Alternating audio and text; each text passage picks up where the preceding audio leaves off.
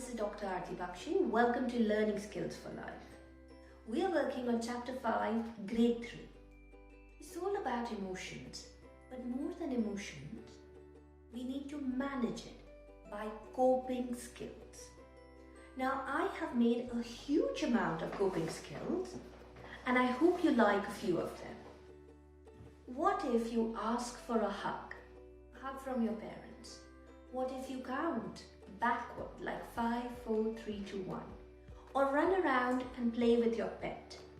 Or listen to music and go for a short walk? Or do mindfulness? Any of this will help you out. I've put in quite a few. You need to find out which ones are your favorite. Circle the ones that you love to try out.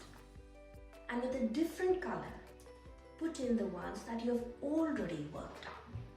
You can even share these coping skills with others who you are fond of. Perhaps your sibling, another classmate. So let's go on this learning journey. Welcome aboard.